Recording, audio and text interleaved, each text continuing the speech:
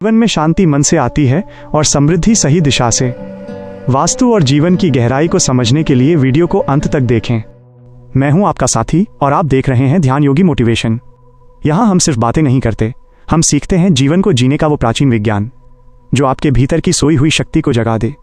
अगर आप भी खोज रहे हैं शांति, सफलता और स्वयं की पहचान, तो इस यात्रा में मेरे साथ जुड़िए। चलिए आज के इस सफर को शुरू करते हैं।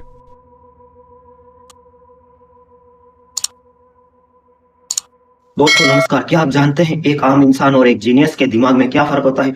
अगर अपने दिमाग की 100% शक्ति अनलॉक करना चाहते हैं तो आप खुद से 5 सवाल पूछिए। क्या आपका दिमाग चल रहा है या आपके दिमाग के मालिक कोई और है? अगर आपका दिमाग एक सुपर कंप्यूटर है तो आपने इसे आखिरी बार कब अपडेट किया था? क्या आप जानते हैं कि आपके दिमाग की कौन सी आदत आपके दिमाग को हर दिन 1% कमजोर बना रही है? ये सब जानने के लिए एक छोटी स्टोरी हमने बनाई है। 2 साल के रिसर्च के बाद इसे पूरी देखिए और समझिए कि क्या आप मानव से सुपर ह्यूमन तक कैसे यात्रा कर सकते हैं। क्या होगा अगर आप अपने दिमाग के फोकस मोड को 10 गुना ज्यादा तेज कर लें? तो बने रहिए ध्यान योगी मोटिवेशन। 30 मिनट की यह वीडियो आपकी आंखें खोल देगी। और वीडियो पसंद आए तो लाइक शेयर सब्सक्राइब जरूर करें और वीडियो को फेसबुक इंस्टाग्राम पर शेयर करें। और आने वाले 30 सालों में यह होने वाला है, क्योंकि एआई आ गया है जो इंसानी क्षमताओं को बहुत अधिक बढ़ा देगा।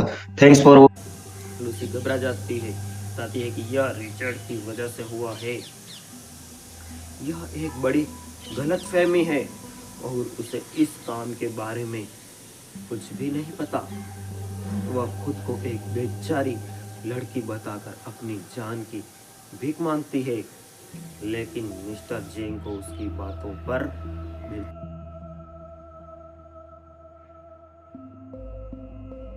आपका फिर से स्वागत है मित्रों।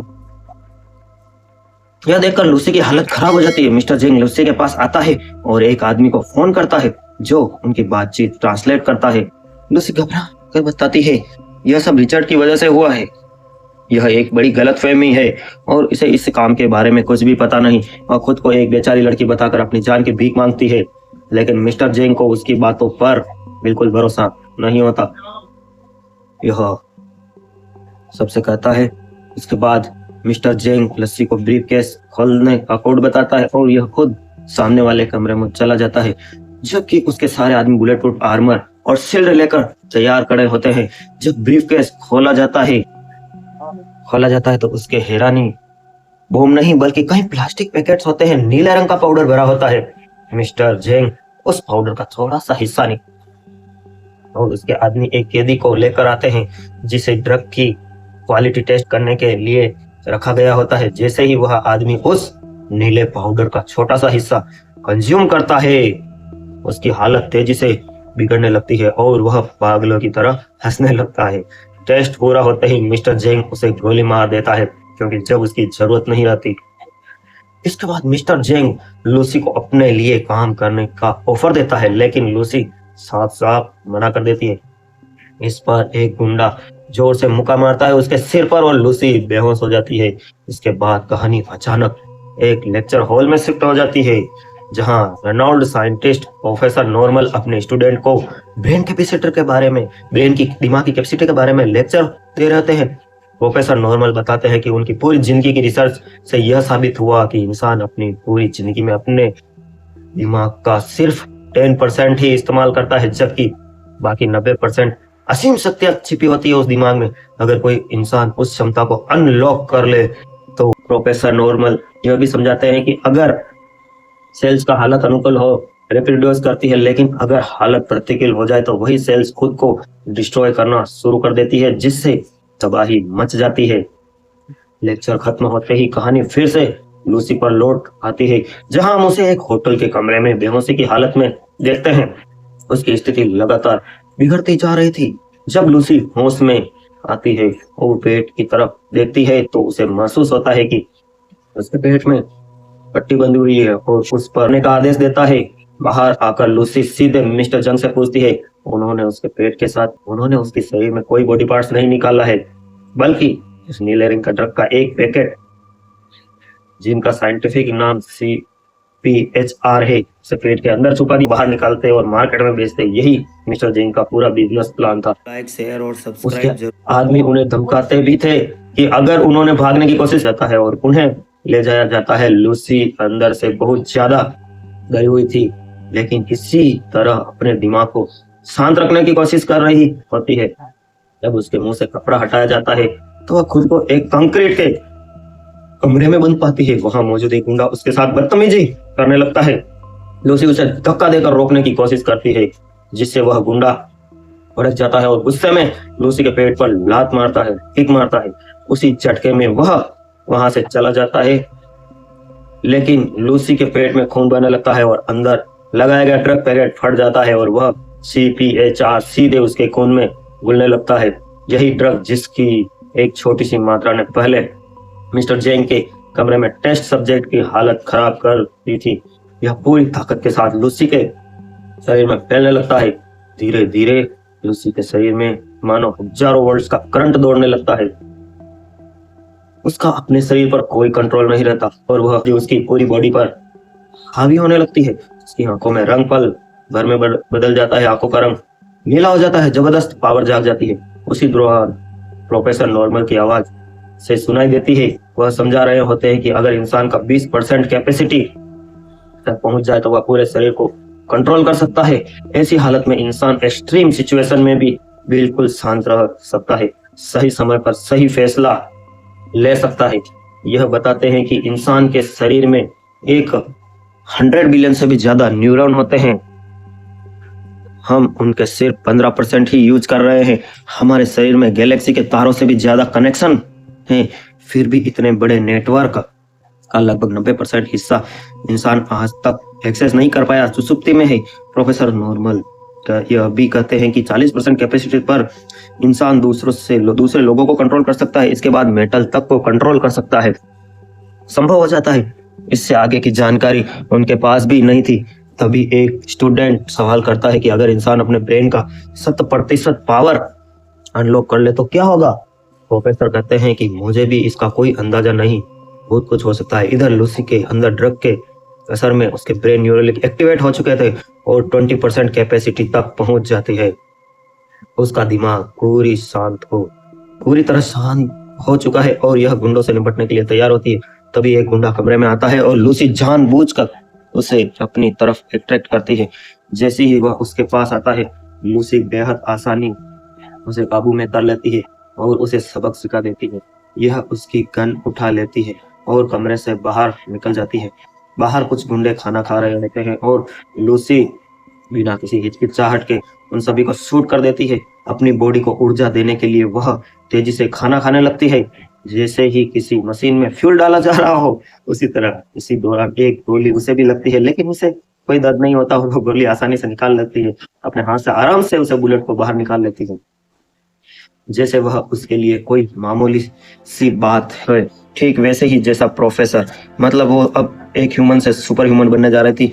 जो भारत के प्राचीन ग्रंथों में जो ऋषि मुनि करते थे, वो भी एक योग द्वारा, क्योंकि सदगुरु भी कहते हैं हमारी शरीर एक केमिकल फैक्ट्री है और दुनिया का कोई भी केमिकल केवल ध्यान से ही हमारे शरीर के दिमाग में डाला जा सकता है उसके लिए। लेकिन यह प्रतीकात्मक कहानी आप सुनिए, आपको बहुत ही मजा आएगा। प्रोफेसर नॉर्मन अपने लेक्चर में बताता है अब लूसी को अपने शरीर पर पूरा कंट्रोल हो चुका होता है।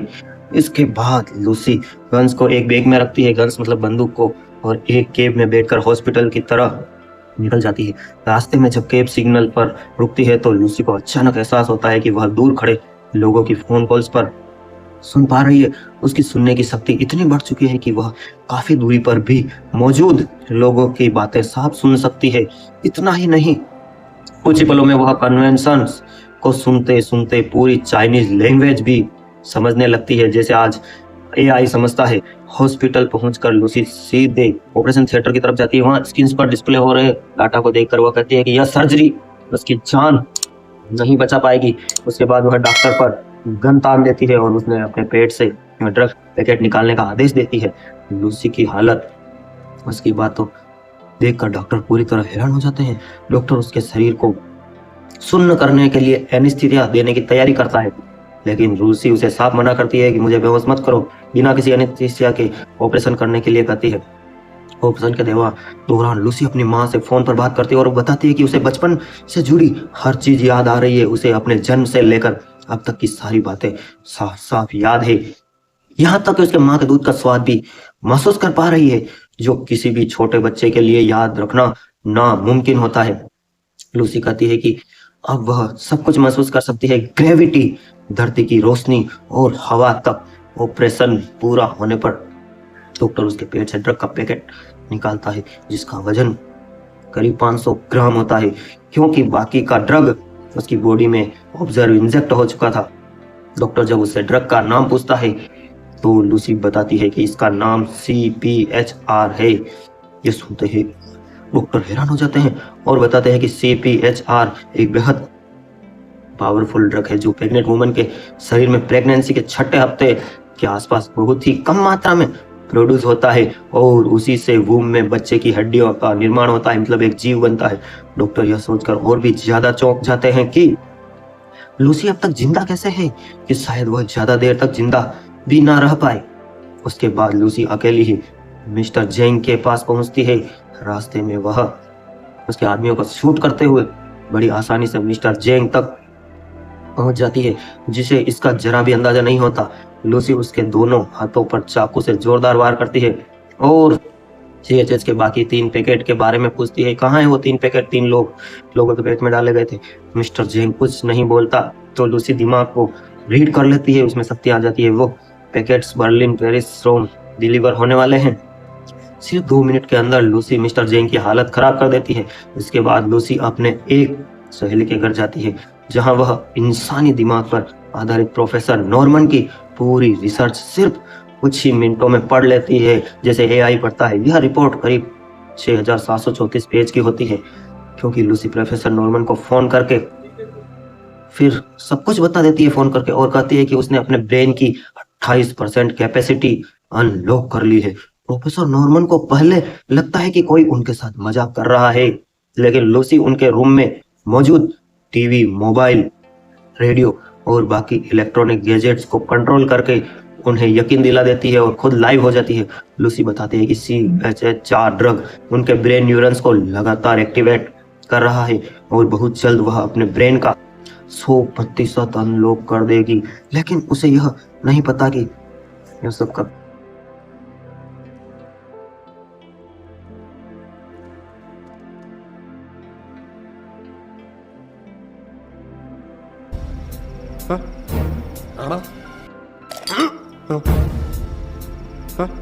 Welcome and thank you for watching. Please like, share and subscribe as the full video is yet to come. House for rent हमको सिखा।